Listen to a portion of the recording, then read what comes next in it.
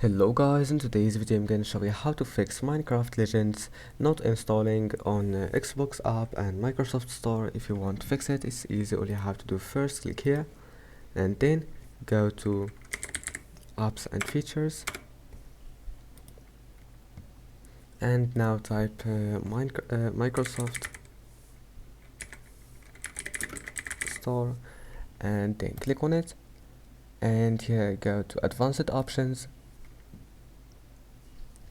Then scroll down until you find repair, click on it, and after that just wait a few seconds and then just go back and try again.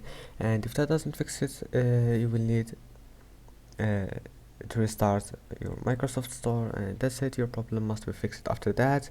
And if that also doesn't fix it, now just try to log out from your account and log in again. And now if you want to fix Xbox app, click here. Now go to apps and features again, and then go to Xbox,